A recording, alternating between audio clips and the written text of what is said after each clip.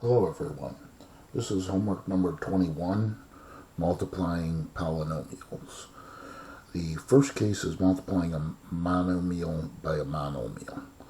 And what we do, we've basically done this before, we use the laws of exponents, in particular our product rule for the laws of exponents. So recall, when we multiply common bases, we add the exponents, so there it is written algebraically. And when we have coefficients involved, it's your choice. You could just jump right in here and perform the multiplication, or if you prefer, you can group the coefficients and group the common bases together. And remember, it's understood that the exponent on x is 1. So that step you could actually skip if you like, and just think to yourself, 7 times 4 is 28, and x to the 5th times x to the 1st, x to the 6th. So if you like to regroup and put the coefficients together, and notice that you could have the multiplication symbol or parentheses, but if you like to regroup, you could write this intermediate step, -5 times -3, n to the 4th times n to the 7th, or you could just simply look at what's given and realize that you're multiplying -5 and 3 together to get -15, and multiplying the common bases of n, we add the exponents, so we get n to the 11th. So here's another situation. Same idea. You want to group the constants, the multiples, or the coefficients together. Group the bases, common bases together. Again, here's a case where you could slide in a 1 if you like for the exponent on the y. And so pretty much the same thing, -18, y to the 5th in that case. We could extend it to more than 2 factors. So again, if you want to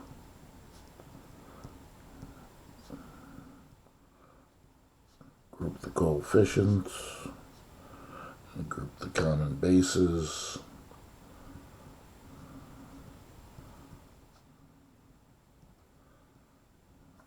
or just skip that step and realize we're multiplying 2 times -3, which is -6, times 4, -24, and adding the exponents on these 3 common bases, we have 3 plus 2 plus 5 is 10, so x to the 10th.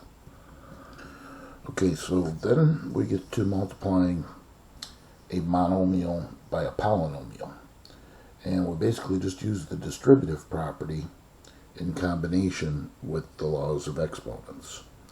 So recall the distributive property, a times the quantity b plus c is equal to a times b plus a times c. Put the little arrows in there if you like, as we've done in the past. And so you really do need to get proficient at this to the point where you don't have to show these intermediate steps. So in these examples, I'm going to skip the intermediate steps and just consider the distribution. So multiplying the coefficients, we get 10. Multiplying the common bases of x, that's x times x, so x squared.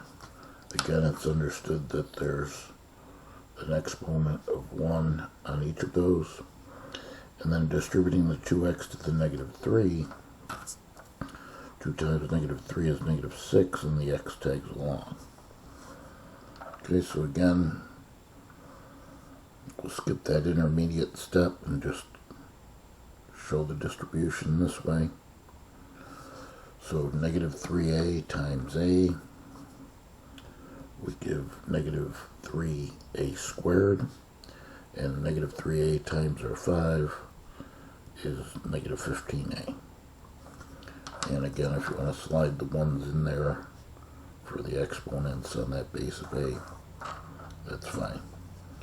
And then our final, oh, we've got a few more, but the same idea. Just show the distribution through little arrows. 3 times 5, 15. P squared times p to the 4th. We're multiplying common bases, so keep the p, add the exponents, we get 6. Then 3p squared distributed to the 9. 3 times 9 is 27, and the p squared carries along. Okay, this shows an extension to 3 terms. So, distributive property basically extended. 4x times 3x squared gives us 12x to the 3rd. Because again, you can think about that as 4x to the 1st, adding the exponents.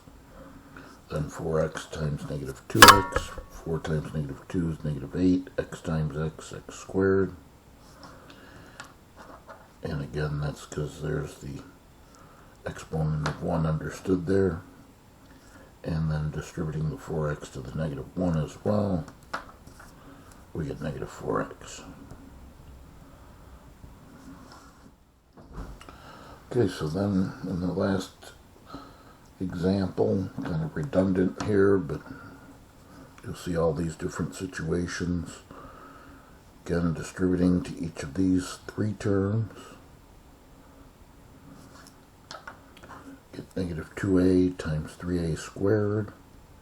Negative 2 times 3 is negative 6. A cubed times a squared is a to the 5th, adding the exponents. Negative 2a cubed distributed to the negative 4a. We have negative 2 times negative 2, which is positive 8. And then a cubed times a to the 4th. Once again, you can slide the little 1 in there as the exponent on the a. And then the negative 2a cubed distributed to the 5 makes negative 10a cubed. Okay, so if you do need to show those intermediate steps, that's fine, but you know, for cases like that, you need to be proficient, because what we're going to do now is consider something a little bit more interesting, and it's when we have a binomial multiplied by a binomial. We use what is sometimes referred to as the double distributive property. And to illustrate that, I'd just like to show you a simple multiplication problem where we have 23 times 12. So we should all recall the multiplication algorithm, where we line up vertically and we start the process in the ones place. 2 times 3 is 6, and then 2 times 2 is 4. Notice how that 4 is in the tens place. Then to move over to the 1, we have to use a placeholder of 0, recall. And then we take 1 times 3 is 3. And that's really 30, because that's 10 times 3. And you can see it's 30 because we had to use the placeholder. And then 1 times 2 is 2. But that's in the hundreds place, so that's really 200. Because it was 10 times 20. But then, as you should recall, we add those results. And here we get 276. But I want to show you this using what you can consider as the double distributive property. 23 in what we call expanded form is 20 plus 3. And 12 in expanded form would be 10 plus 2. So if we're multiplying, then we have 2 times 3 is 6, plus 2 times 20 is 40. Then 10 times 3 is 30. and 10 times 20 is 200. And notice how the 30 and the 40 combine. So we get 200 plus 70 plus 6, which of course gives us the same result, 276. Now, the interesting thing about this is we actually treated those numbers as two terms. And a result of this multiplication concept is a little memory trick, a memory device. And you might recall from previous courses it's referred to as FOIL. So when we say the word FOIL, what we mean, F stands for first,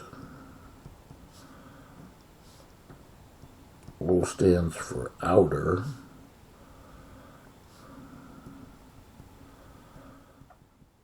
I stands for inner, and L stands for last. So that when we have a product of two binomials, so this is in general here, A plus B as a binomial being multiplied by C plus D. Okay, I'll recopy that because I want to show the FOIL concept. We take the product of the first term of each,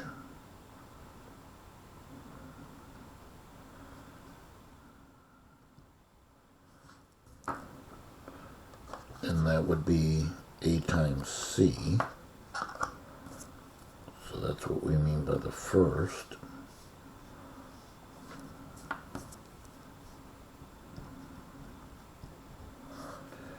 And then the product of the outer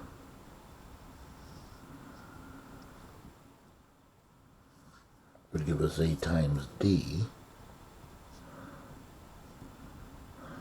And this is why we call it the double distributive property.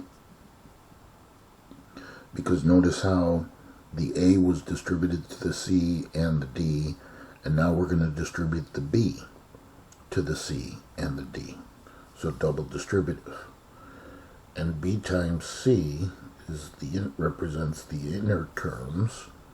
So notice how those are the outer terms with respect to the product. B and A and D, that is. B and C are considered the inner terms. So we get plus BC. And then finally the B is distributed to the D. And those are considered the last terms. So the last of each binomial to give us plus BD. So here's the first, the outer, the inner, and the last. So you don't need to worry about in general or anything. All you need to do is understand the concept of the double distributive property, and you could use this little FOIL as a memory device. So I'm going to recopy the x plus 3 and the x plus 5 here and go through the FOIL process. So again, it's really a double distributive, right? We get the first, x times x. See, now at this point we don't need to write like exponents of 1. We should just know x times x is x squared. Then the outer, x times 5. You're not going to write x5, we want to write 5x. We want the coefficient first. Similar, okay, so now we're done distributing that. The inner, 3 times x gives us 3x. Remember, we have to separate the terms with the plus or minus. So since it's positive, plus 3x. And then finally the last terms, 3 times 5, 15. Again, it's positive. So we separate the terms with an addition. And then notice how these two middle terms can be combined. That is, 5x and 3x are both like terms. So we keep the x squared, we just recopy that. And combining 5x and 3x, we get 8x. And then we recopy the plus 15. Okay, so you have to be proficient at this little concept of FOIL. And I'm going to write this one, recopy it so I can show the FOIL process. So again, the first, a times a squared, outer, a times 2, 2a, it's positive, so write plus 2a, inner, negative 7 times a, so negative 7a, and then the last, negative 7 times 2 is a negative 14. And then once again, we see the fact that we can combine these, basically the outers and the inners in this case, and in the last case as well. Very often you'll notice that the outers and inners can be combined. So we recopy the a squared, combine 2a and negative 7a to get negative 5a, and simply bring down the negative 14. Okay, so a couple more examples, and then we'll see an extension of the concept. But again, I'm going to recopy these so I can show the FOIL. Now, the way I've been writing the F and the O and everything, if you want, you could, it doesn't have to be on the bottom, it's just kind of squeezing things in. I mean, when you write it out, you could do this on top, right? F, 3x times 2x. 3 times 2 is 6. X times x squared. The outer. 3x times 9. 3 times 9, 27. The x carries along. The inner, negative 2 times 2x, negative 2 times 2 is negative 4. Again, the x tags along. And then finally the last. And that's just negative 2 times negative 9, or plus 18. And then once again, we see that the inners, the outers and inners, I should say, can be combined. So 6x squared is recopied, combining a negative 27x and a negative 4x, we get negative 31x, and then just recopy the plus 18. Okay, now here's something a little bit different, because now instead of in the binomial just x's as the first terms, we have x squareds. But we do the same thing, because it is a binomial times a binomial, so just simply FOIL. So again, I'm going to recopy 5x squared minus 1 as a binomial, 7x squared plus 3 as a binomial, and go through the FOIL process. So product of the first, 5x squared times 7x squared, okay, 5 times 7, 35, x squared times x squared, that's x to the 4th, adding the exponents. The outer product, 5x squared times a positive 3. So 5 times 3 is 15, and the x squared tags along. The inner product, negative 1 times 7x squared gives us negative 7x squared. And finally the last.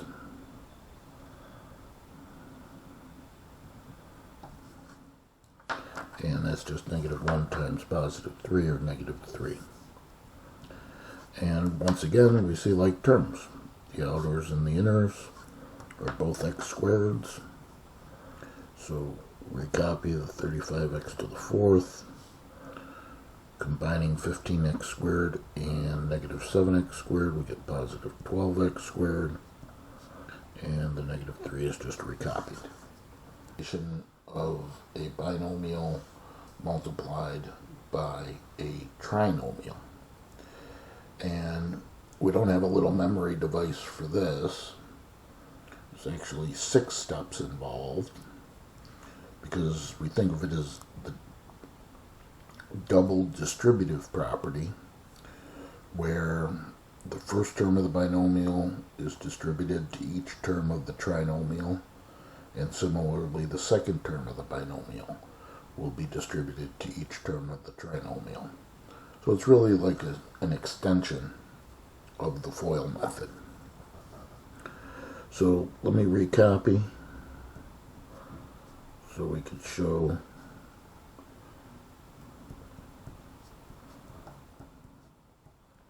the double distribution here. Okay, I've been making the FOIL stuff square. You can make them square, round, it doesn't matter. But the first product is x times x squared, or x cubed. Second product, x times -2x, or -2x squared. And then the last product,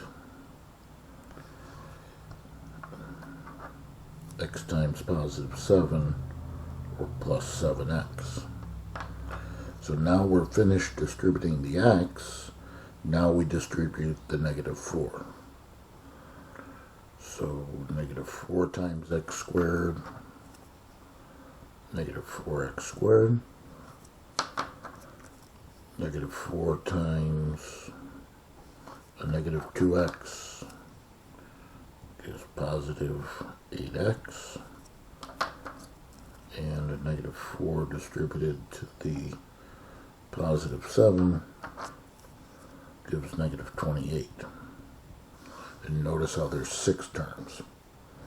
But we do want to combine like terms.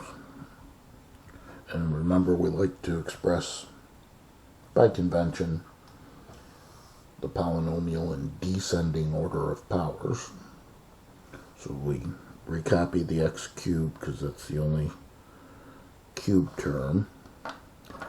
But notice that we have a -2x squared and a -4x squared that can be combined to give us -6x squared. And then we also have a +7x and a +8x that combine to give us +15x. And then that -28 is just rewritten. Now, knowing what we know about this example, when we set this one up, we're going to do it the same way. 2x minus 3 is a binomial quantity multiplied by 3x squared minus 2x plus 1 are trinomial.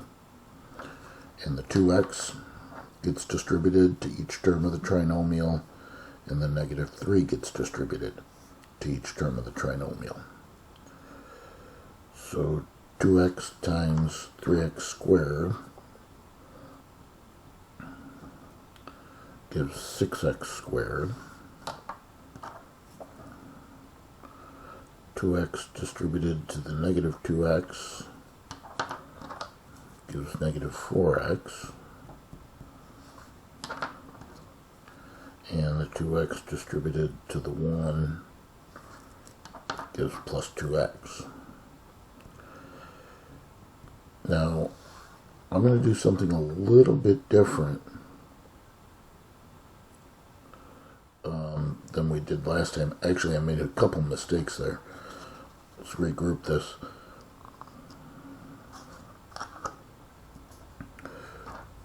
2x times 3x squared is 6x cubed. Got to add the exponents, right? So that's x to the first times x squared. Similarly, 2x times a negative 2x would be a negative 4x squared. Okay, so make sure you make those corrections. And then the third term's fine, that's just positive 2x. Okay, now when I distribute this negative 3, here's what I want to do. We know that negative 3 times 3x squared would give us negative 9x squared. And instead of putting it off to the right here, knowing that I've got to add the terms together, I'm just going to strategically put the negative 9x squared right underneath the negative 4x squared, because they're like terms. So you don't have to do it this way, but this is often what people will do. And notice how the negative 3x times the negative 2, the negative 3 times the negative 2 gives a positive 6x, and we can line that up directly underneath the 2x. And then finally, the negative 3 times the positive 1 gives negative 3. And then we could add those results. So we get 6x cubed. See, everything's lined up neatly for us, combining negative 4 and negative 9. We get minus 13, common variable, like term, x squared. Similarly, 2x plus 6x combines to give us 8x, and we just bring down the negative. So, just an alternative way to look at that. Alright, so that's the end of homework 21. So we'll see you when you're ready for homework 22.